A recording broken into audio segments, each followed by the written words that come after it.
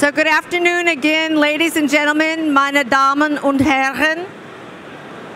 Intel is very pleased to be bringing to you today a very distinguished panel on artificial intelligence convergence with HPC. So our host for this panel today will be Binay Ackalloor from the Intel AIPG group to speak with these about big data, AI, and its convergence to HPC. I'm going to allow Binay then, thank you very much for coming, to take over and introduce the rest of his panel. Thank you, Marianne. Hi, everybody. Good afternoon, and thank you for joining us for this panel on HPC and AI and analytics convergence. I'm Binay Ackalloor, Director of Business Development in Intel's Artificial Intelligence Products Group. And I'm honored to have leading lights in this area with me on the panel today. I'll start the panel off with a brief introduction for each of our panelists. And then what I will do is pose a question to each of them. And after that, I'm happy to open it up to the audience for any of your questions. Okay? So let me go ahead and get started from the extreme right. We have Dr. Vallecorsa. He's currently a senior HPC consultant at Sofia, the Dutch National High-Performance Computing Center that provides a complete package of services in the field of high-performance computing, networking, data storage, and visualization to the academic community. He received his MSc in electrical engineering, followed by a PhD in computer architecture in 2011 from the Polytechnic University of Bucharest with a thesis proposing efficient cooperation between multi-threaded and vector processors.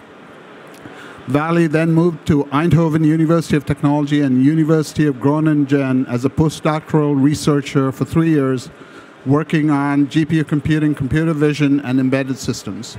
In 2014, he joined Sofia as an HPC consultant and has been involved in the PRACE project since. At the end of 2016, Valle became the principal investigator of an Intel Parallel Computing Center project on scaling up deep learning on the second-generation Xeon Phi platform. The project is currently ongoing and focused on solving large-scale scientific problems using machine learning techniques on Xeon scalable performance processors at scale. Next on the panel, we have Dr. Sofia Vallecorsa. She's a senior physicist with extensive experience on software development in the high-energy physics domain, in particular on machine learning applications within CERN Open Lab. Before joining Open Lab, Dr. Vallecorsa has been the CERN scientific associate responsible for the development of deep learning-based technologies for the simulation of particle transport through detectors, and she has worked on optimization of the Giant V detector simulation prototype on modern hardware architectures. From 2013 to 2015, she was a researcher at the University of Geneva, where her work focused on dark matter searches, both for the ATLAS experiment and the IceCube experiment at the South Pole. Dr. Vallecorsa was until 2013 a research fellow of the Israel Institute of Technology, Technion, being the main researcher responsible for the development of a software designed for treatment of collider physics raw data, specifically for the ATLAS muon spectrometer detector. Okay. Next, we have Dr. Vikram Saletore. He's a principal engineer in the AI products group at Intel. He's held a number of roles in research in his 21 years, mostly in the data center and enterprise server group, with 5 years in Intel labs. His current focus is on parallel and distributed machine learning, deep learning, and analytics performance optimizations. His prior areas of research were in parallel computing, user-level direct access, TCP acceleration, performance modeling, optimization and analysis of and parallel and distributed databases. Prior to Intel, Vikram was a professor on the tenure-track faculty at Oregon State University, and prior to that held roles at AMD and DEC in microarchitecture design and MPP systems. Vikram holds a PhD in electrical engineering from the University of Illinois at Urbana-Champaign. And then finally, we have Dr. David Keyes, a professor of applied mathematics and computational science and the director of the Extreme Computing Research Center at King Abdullah University of Science and Technology in Saudi Arabia. Dr. Keyes served as the Dean of the Division of Mathematical and Computer Sciences and Engineering at KAUST for its first 3.5 years. Also an adjunct professor and former Fu Foundation Chair Professor in Applied Physics and Applied Mathematics at Columbia University. He also serves as an affiliate of several laboratories of the U.S. Department of Energy. David graduated in aerospace and mechanical sciences from Princeton in 1978 and earned a doctorate in applied mathematics from Harvard in 1984.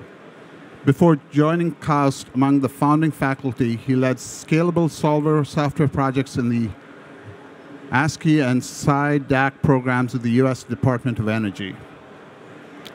That concludes the introduction, so please join me in giving them a hand.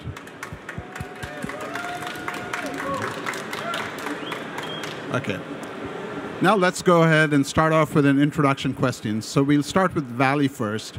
Valley, what is your role within Surf-Sera, and what are some of the projects Surf-Sera's HPC Center and IPCC is working on at the convergence of AI and HPC? Hi, Binay.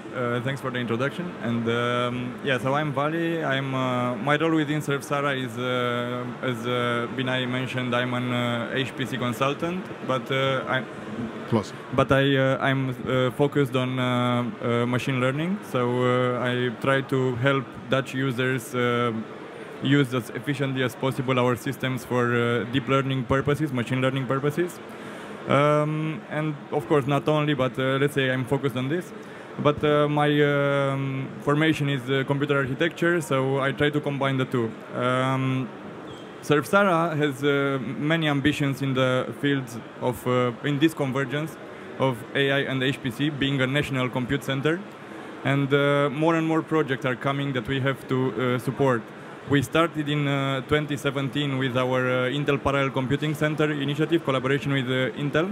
And yeah, we initially focused, so our projects were on more or less benchmark problems. So we worked on ImageNet, on this kind of problems, and scaled up to thousands of nodes and sped up training considerably. But then 2018, we started working on some real-world applications. And some of them are from, with one collaboration with CERN that Sofia will talk more about. But we also have a collaboration with Dell that was presented this morning here in the booth. That one is on chest X-ray imaging, basically, to diagnose diseases out of chest X-rays. Then we have another collaboration going on with CNES and a company called PlantNet in France that want to do world flora classification. So these are really real-world systems. Imagine the World Flora Classification System has 300,000 different types of plants that need to be classified, contrary to the 1,000 different types of cats and dogs from ImageNet, so it's much more challenging application. Apart from this, so apart from the IPCC collaboration between Intel and Surf-Sera, Surf-Sera has some special collaborations within the Netherlands. So Surf-Sera has funded this year, 2018, several projects that try to apply machine learning to scientific problems, because that's what, yeah, how we see this convergence. And we have basically groups from Leiden University on astrophysics, or we have groups from Wageningen University on weather prediction, to refine weather prediction model using deep learning, and more like this. So we have 4 projects basically. Besides this, Surf-Sera is also part of a big initiative called Efficient Deep Learning. So we have this nationwide project in the Netherlands, like a pretty big project employing 25 PhD students that want to we want to look at all the steps in the pipeline, basically to make efficient all the steps from data production to having a trained model. And yeah, many more, of course. Each researcher has specific problems, so we try to kind of support everybody and also empower them through our systems and through funding. So yeah, that would be how Surf-Sera sees it. Okay. Thank you, Valley. Let's move on to Sofia next. Sofia, you work in the area of high energy physics, where AI can solve a number of different problems, new areas. What do you see as some of the opportunities opened up in this area of HPC and AI? So, okay, thank you, Binay, because this is very, very important for me. It really shows what we are working on right now. I think the high energy physics community has been using machine learning techniques for many years now, 20 years maybe, but up until now, most of the problems that could be solved were very specific and restricted problems. And something that was, you could use machine learning or neural networks to actually tune the final details of your analysis, for example, and improve performances. What changes now with this HPC and deep learning coming together is the size of the problem that you can tackle and the complexity. I'm sorry, you're going to have to do that quite often. So, and the complexity of the problems that you can actually solve. You can even think of applying deep learning to applications that you never thought before. So replacing Monte Carlo simulation is one of those things. I can tell you more later about this, but if you don't have enough HPC resources to actually train your networks, you cannot get or even think that you are going to be able to replace Monte Carlo. This is a very well-established technique that is used by physicists every day to create their synthetic data, and it's a key element to any physics research. So if we can replace this with deep learning, if we have access to HPC facilities, we can actually think of designing networks that would be able to predict what is the detector output. And for the high energy physics world, detector output means huge output, huge amount of data. You can think of it as pictures. It would be millions of pixel pictures. If you don't have the resources to actually train networks to solve these kind of problems, it's just something you can't do. There is another thing. It's not just the kind of application that you can think of managing. It's also the scale at which you can do that. Can you imagine? I wish there were physicists here because they would really share my enthusiasm about this. Can you imagine if you could train a network and adjust it to the specific kind of detector that you have to simulate at that point? This would be a completely new approach. We wouldn't need Monte Carlo anymore at this point. We would just be able to run our network on a cluster, on an HPC facility. We would tune it to that specific detector that we want to simulate, and would be able to then simulate millions of events in millions of particles in just a fraction of time that's now needed to actually solve that problem with Monte Carlo. So the contribution or the development of HPC and DL, it's key to this kind of applications. Thank you, Sofia. Vikram, you're one of a small set of people that has experience in HPC and AI for several years now. What do you see as some of the greatest challenges in this area of convergence? So, if you look at what Sofia just said, there are ingredients that are available today in the HPC infrastructure that actually apply to AI workloads. Now, look at the characteristics of the AI workloads which require compute, require high bandwidth across nodes, require high memory bandwidth, large memory systems, and as well as high IOPS and IO. And those are the ingredients that are actually in the HPC infrastructure today. Now, if you look at how these map to AI workloads map to HPC infrastructure, they map very well. But we are not quite there yet. There are the challenges that we see are in some of the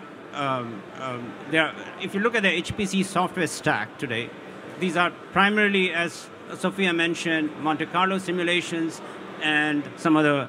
But today, if you look at AI workloads that require frameworks, require Python, require Java, require Bazel, for example, and TensorFlow that are not available in the HPC. Now those some of the software stacks can be put on HPC. And of course, the deployment of HPC via Singularity or some other means is something that we are addressing. And to scale out, as you see, working with Valley and Samsara, we have been able to scale out for a large number of nodes.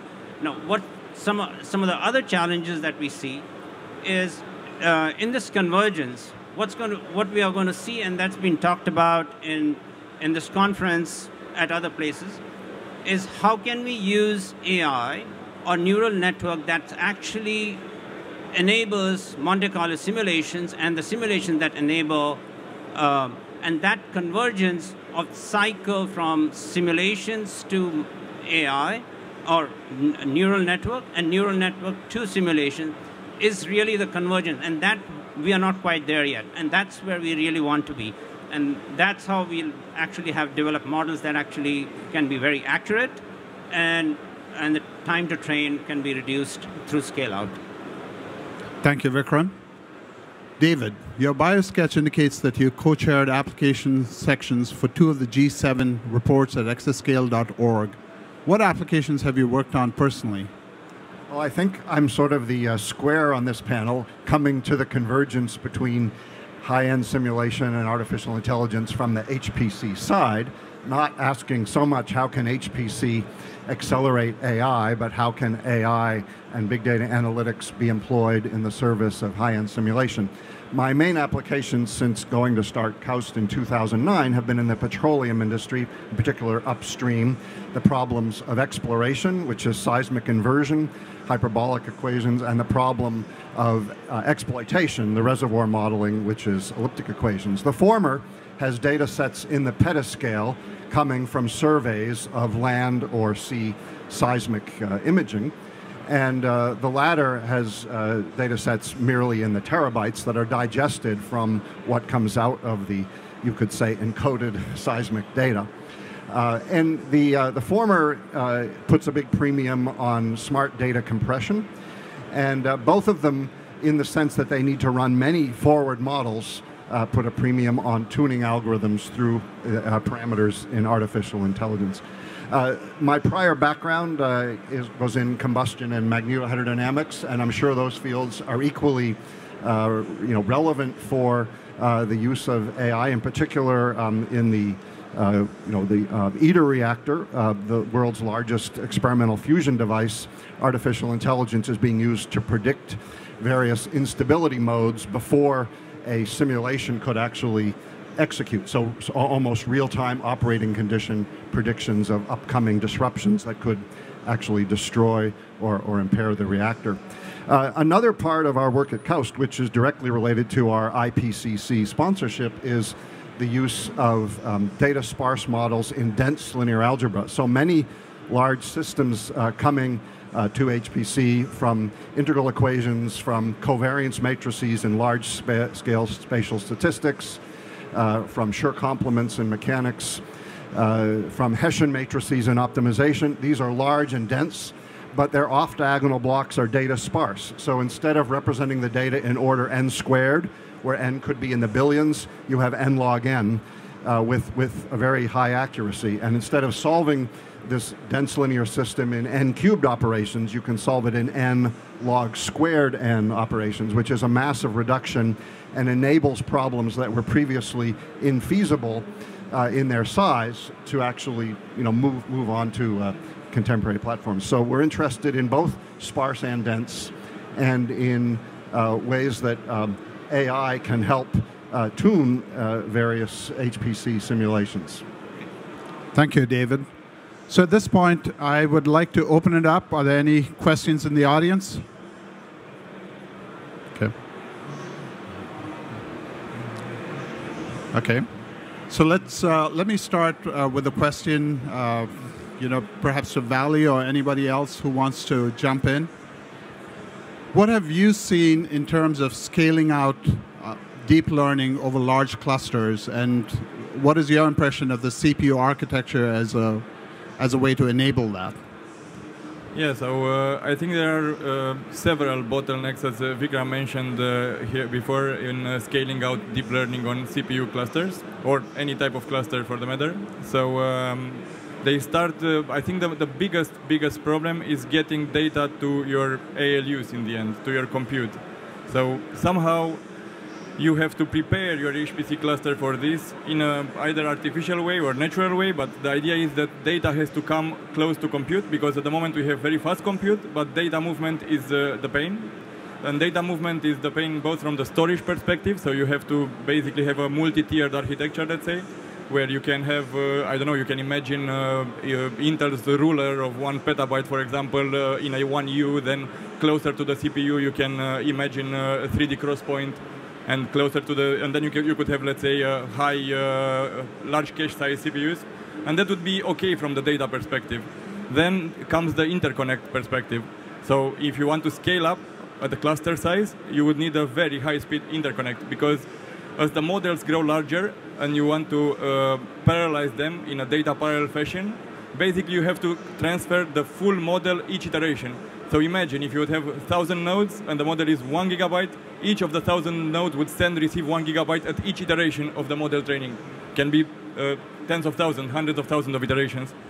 So you have to have very efficient, basically, networking. And it is like even multi-rail networks.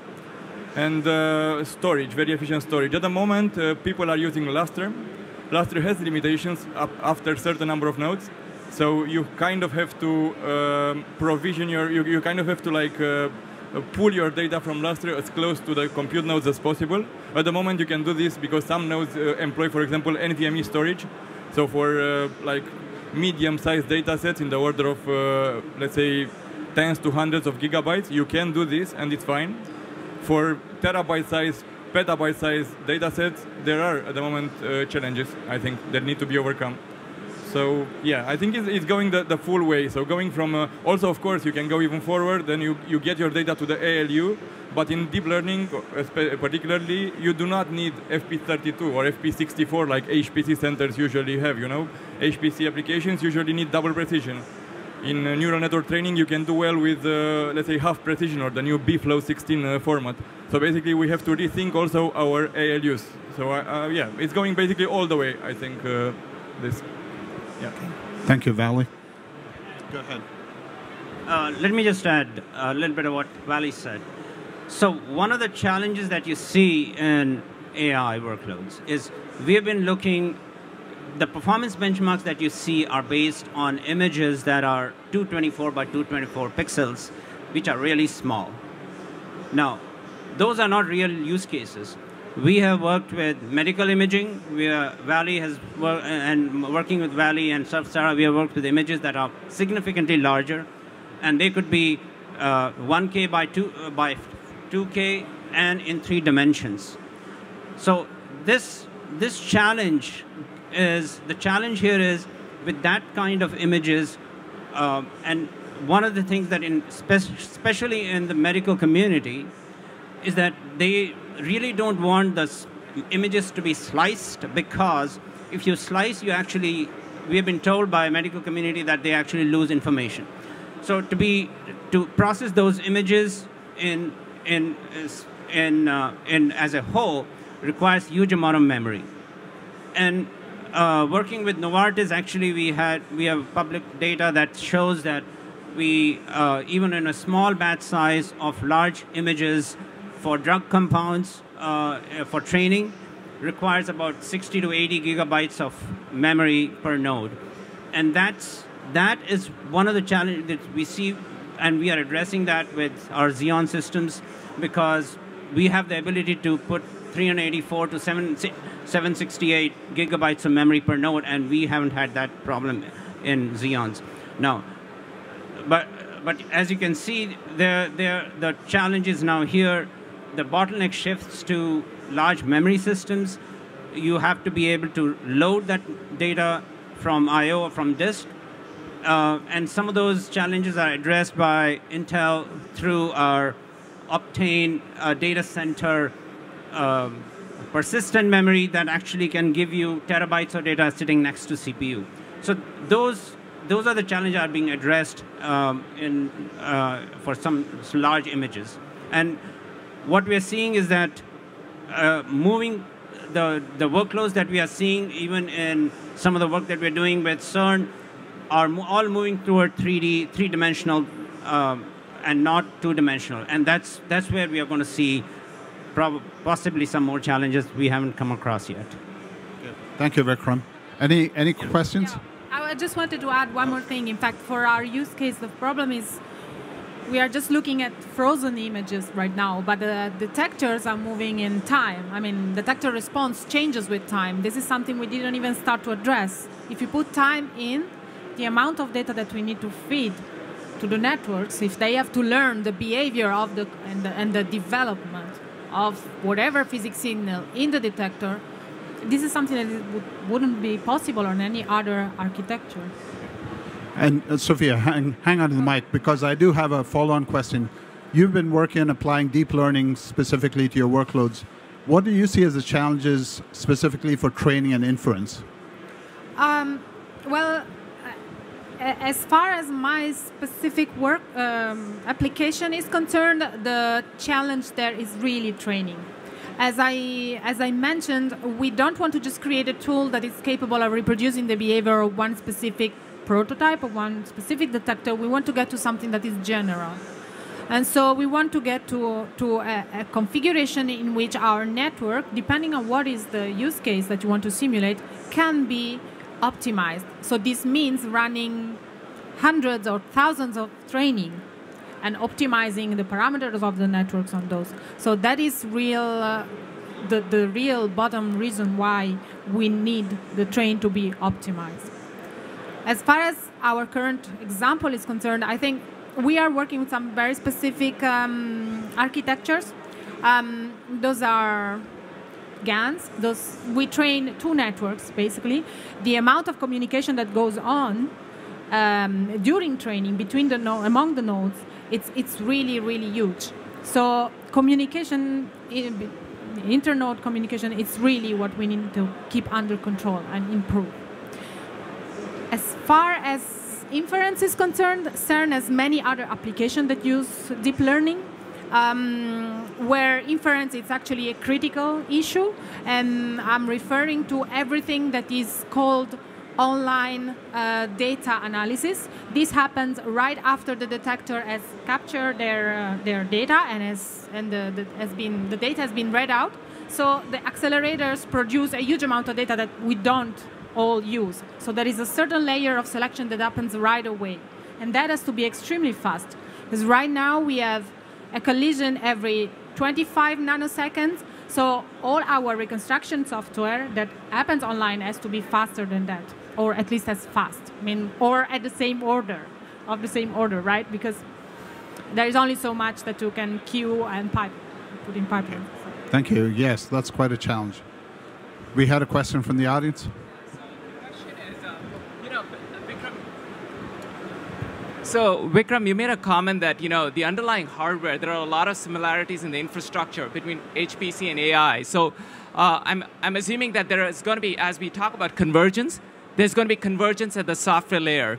So, I wanted to get your opinion in terms of what does the converged stack look like? Is it a combination of some pieces of HPC file systems, schedulers, and stuff that they combine together? Or is it something completely new that we're going to see as we move forward?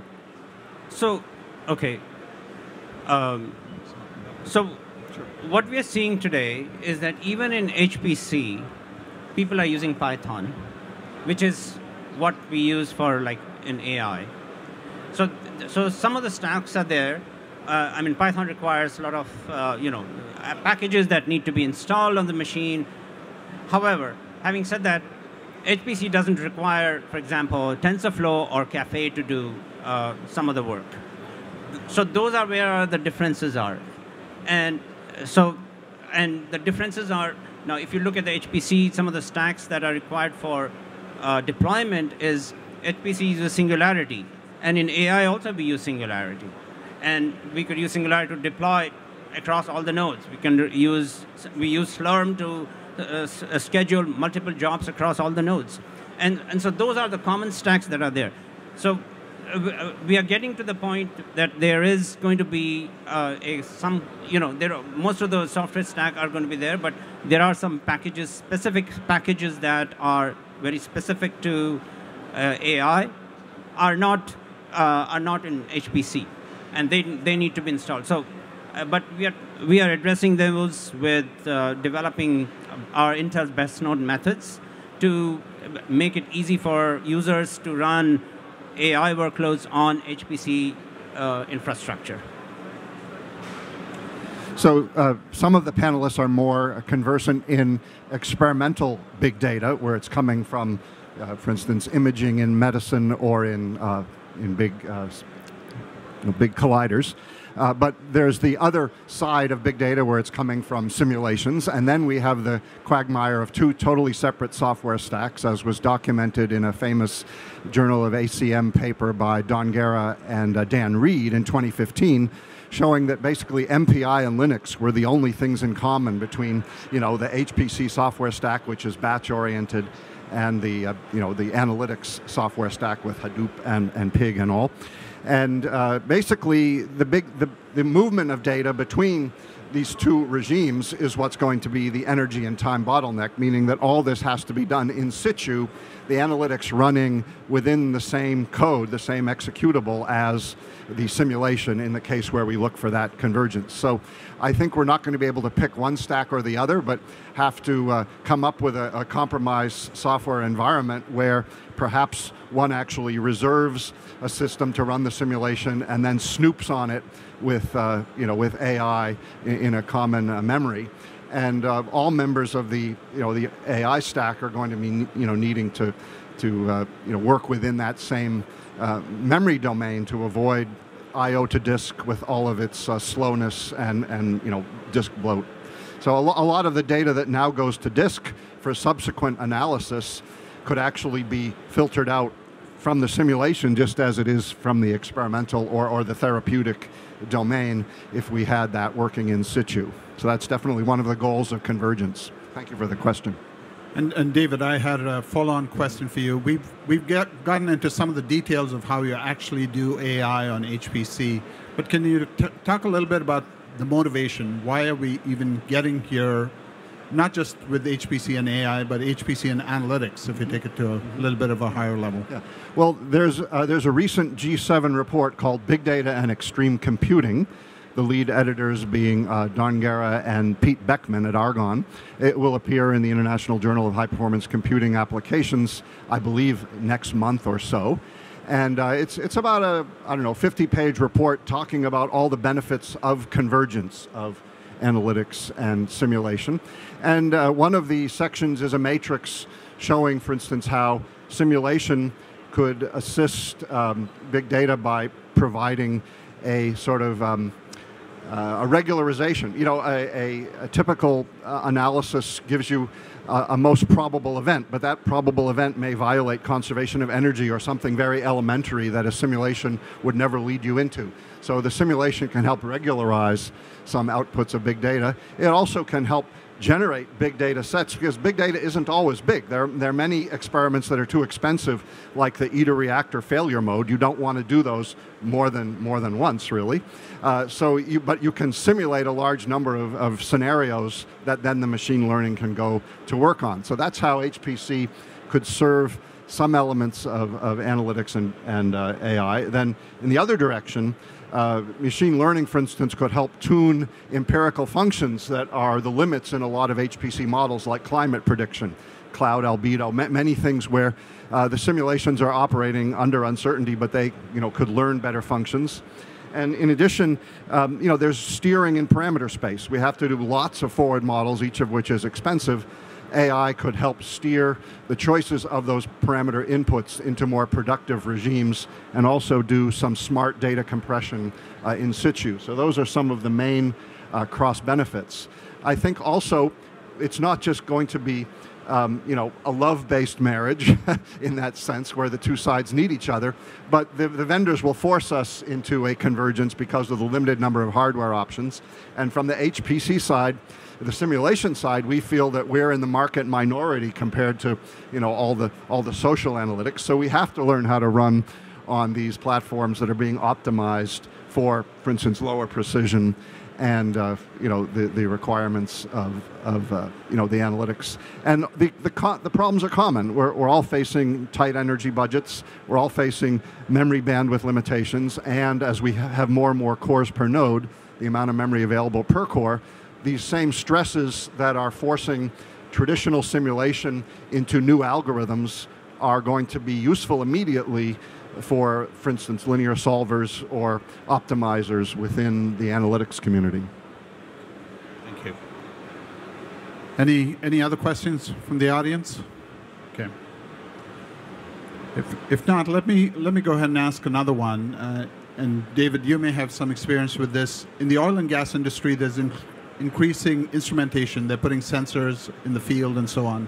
How do you see IoT playing into this discussion about convergence?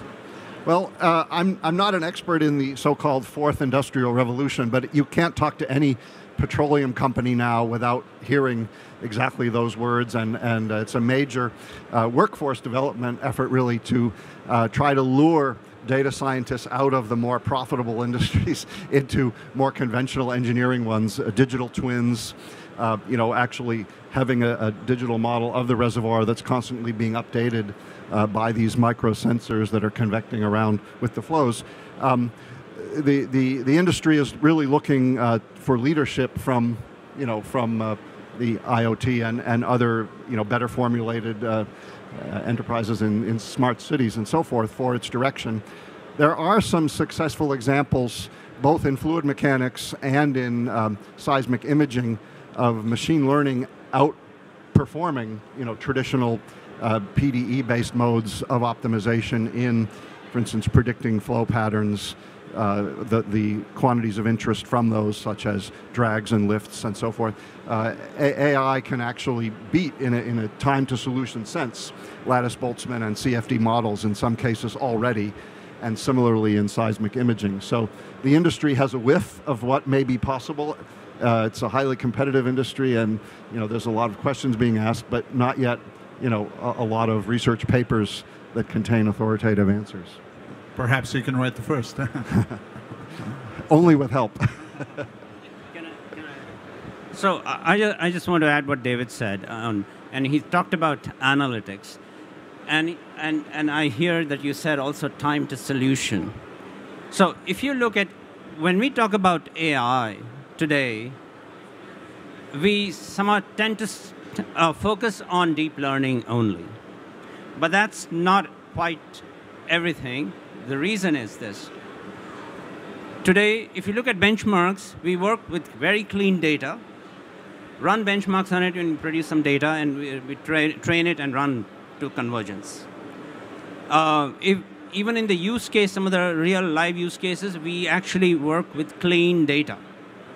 Now, if you look, the compute required to get to that point of clean data, because data is not always clean, it has to go through a whole pipeline of analytics. It has to go through some kind of extract, transform, and load, because it has to go through, and the data has to be formatted to so that the deep learning can then process that data.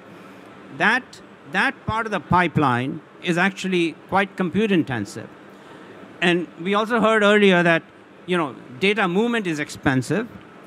So if the data resides on a shared file system or some where you can actually process that, clean it, and then actually run deep learning on it, that's something what we would like to see. But if you look at the whole pipeline, then the part of the data processing and ETL and getting to the point of actually doing the deep learning is fairly significant. So just the cost of the deep learning becomes much smaller compared to the total pipeline. So that's when organizations want to make sense out of the data, they actually have raw data sitting in their file systems, and they want to see what value they can actually get. So they have to go through this whole pipeline. And the time to solution is one of the things that what they are interested in, because they want to be able to predict in maybe an hour or 2 hours or 10 hours or whatever for their business, and they want to be able to completely go through this pipeline. So we should be focused on understanding it's not just the one aspect of AI, but the complete the pipeline of the analytics. And analytics also require classical machine learning, because you may want to reduce the dimensionality, like using some kind of principal component analysis or logistic regression or some other machine learning algorithm. So it's the complete pipeline that one should be to look at to a time to solution. Thank you, Vikram. I think that's an excellent point. It's really, a lot of times we assume that we have clean data to start with, but it's, as Vikram pointed out, there's data from many sources, and also you have data in time. So the data in industries that have been around a long time, the data you collected 30, 40 years ago may not have the same parameters that you're collecting today. And so how do you regularize or normalize all that data? That's quite a challenge as well. Let me move on and ask a question to Sofia. And by the way, if there are any questions in the audience, feel free to raise your hand and we'll call on you. But Sofia, I know you're working in the area of high energy physics, but at CERN, you're also exposed to a number of different areas. So how do you see AI being applied to those different areas? Again, thanks for this question. At CERN, we are really trying to go beyond high energy physics, and CERN Open Lab in particular is really devoted to this to different applications. And well, I think something that could be interesting, because it's very, very different than what we do in high energy physics, but at the same time uses the same kind of tools, is analysis of satellite images, for example. We have a couple of students that have been using deep learning to try and count number of shelters in refugee camps from satellite images. I think this is a very, very, very important kind of task. It's also rewarding, because it has a strong social application. And it's a very challenging task. We are talking about huge images, larger than what we are actually dealing right now, currently, that we get from detectors. The kind of architectures of networks that are used to do this are very similar and to what we use in HEP. And this is very, if you want, it's rewarding, because you really see how large is the scope of this kind of applications. And it can get even larger if we get access to HPC facilities. So this is just one of the examples. There is more. We have, for example, a lot of people working on monitoring the whole machinery around the accelerators. So this is really closer to what happens in everything that is in industry, as you know, control systems. So there are many applications that are trying to use deep learning to automatize control and detect anomalies and use preventive actions in order to. We can't really afford to have even the tiniest problem in the accelerator facility, because this can cause a lot of data loss and also a lot of time loss. So these kind of applications require a lot of, produce a lot of data, because we are talking about billions of sensors that are spread around the accelerators. So that is another very interesting use case. And we are also in Open Lab, and there is a program that is actually started with Intel on optimizing computing architectures themselves, or better, scheduling our scientific workloads on the current grid facilities at CERN. So this is, I think, it's another very, very interesting application. Great, thank you. I'd like to pick up on that, using AI to do more efficient computing, because I mentioned earlier tuning the physical models, but we also have performance models that can be tuned. And if a model, if a simulation uses a model to produce data, then data, can produce. That is to say, the analytics can produce a model from the data, and that can be used, for instance, in some of the non-physical tuning parameters, block sizes and so forth. And this is a critical application that goes alongside scheduling.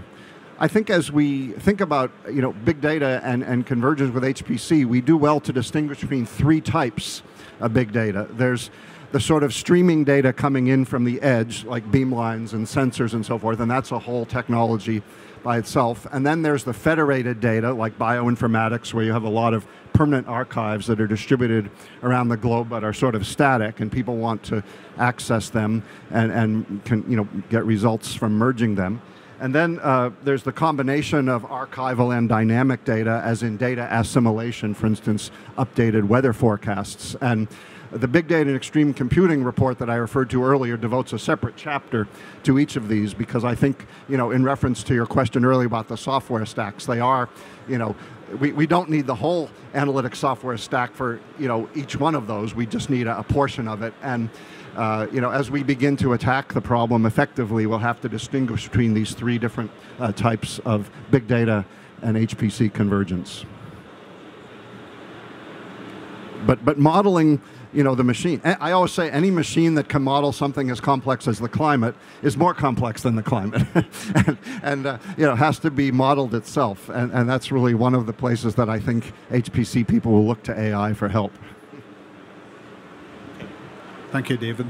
So far we've talked really about some of the technical challenges in making this convergence happen. The question to all of you on the panel, what are some of the organizational or business challenges that you see to making this happen? Really? All your management is completely bought in? Yeah, you can do it. Well, I don't know. I think from a user's perspective, I think what's really, really important at this point is we are still in the phase in which, at least I talk for our experience at CERN, we are really developing, we have our model in TensorFlow, we are developing and testing several frameworks that we can use to actually do distributed training. We are testing different schedulers that we can use to send our jobs on the clusters. This is not always the case for end users that want to do efficient deep learning. So often they don't have, data scientists don't have the expertise to actually go through this kind of work and optimizations and development, because up until now most of AI applications were not meant to run on HPC, so even interfaces with MPI was not that common. So I think something that is really important and should be taken care of is to provide really more integrated frameworks that could help people that don't have access or the capabilities to actually develop themselves, build up expertise and go and use HPC facilities for their workloads. So I think this is an important point. Thank you. And I think also other problems might be, for example, let's take the medical domain. You have many privacy concerns, for example. This limits the data that you can actually learn from, because, of course, most of the progress in deep learning these days is in actually supervised learning. So supervised learning needs an input-output mapping, right? So you need the input-output mapping. And for medical data, for example, this doesn't happen that easily as for, I don't know, cats and dogs data, for example. It's much more difficult to get this level of data, and especially in the tens of thousands, hundreds of thousands, millions of examples. Second thing, besides privacy, is that annotating this data, so making the input-output pair, is more expensive for medical data. You need medical specialists that have to make those annotations. And particularly, let's say, there is this field, for example, digital histopathology, that deals with biopsies, with very large images. So let's say 100,000 times 200,000 pixels that you cannot just learn end to end with any system at the moment, just because of the sheer size of the image. So what radio or not pathologists do, what pathologists do nowadays, they label pixel-wise. So they have to label all the pixels in that 100,000 times 200,000 K, yeah. And it's expensive, of course, because radiologists or pathologists are expensive. So I think this is another thing we should focus our efforts on. Also, generative models help in this. So people, because of this lack of data, are trying to use generative models like generative adversarial networks to enhance the quality and the quantity of their data. And then their discriminative models can learn better. So these kind of things, I think, are quite important as well. So let me pose a final question to the panelists here. What do you see as the most exciting promise of this convergence? And perhaps we can start with David. I think what we're really talking about in convergence is building a brand new instrument that exercises this virtuous cycle simulators giving data and analytics giving models. And that new instrument is a superset of the two well-developed pipelines that we have today. And it was Humphrey Davy, the chemist, who discovered about half the elements in the top 3 rows of the periodic table by doing electrochemistry, who said, basically, it's not one generation's mind that's better than another's. It's the availability of a new instrument that leads to these great breakthroughs. And I think that's equally true as we merge big data analytics and extreme simulation. And if I could put it in the form of a haiku, I have it here. Models from physics or processed observations, better together. Okay, so the convergence of HPC and AI, and to realize that vision is to enable us to achieve that vision is to essentially enables us to make informed decisions, and that is what we would like to get to that, and I think that is the real convergence, where, as David pointed out and talked about in this conference, is this convergence of neural networks driving simulations and simulations driving neural networks, and that convergence is going to essentially gets us to make some informed decisions. Yeah, I'd like to state again what I mentioned at the beginning of this panel. So I think what's really, really exciting about this is the level of complexity of the problems that you can start thinking of solving with this AI and HPC coming together. And I really think it's important to think that to say that we shouldn't take this opportunity to just do better things that we know how to do, but we should really think that we could try and do things that we were not capable of doing so far. So I think this is a major opportunity or step that we should try and take. So. Yeah, and picking up from what Sofia said, for some problems that probably we do not know how to design networks, how to tackle those problems, there are automatically designed networks. You probably saw the AutoML from Google. But of course, for this, you really need HPC, because it's basically like doing a grid search on your network topology and optimization and everything. So it's much more compute intensive than just doing a single training run. And this, of course, would help you really choose the right model for the right problem, even if we as humans don't know what's the right model for the right problem. Yeah. Thank you. Thank you all. One last note, to learn more about AI and the things that Intel is doing in this area, please go to ai.intel.com. You'll hear about the products and the tools and webinars and everything else, and hopefully there'll be a recording of this up there as well at some point. But thank you all, and I'd like to thank all the panelists again for their time. Please give them a big hand.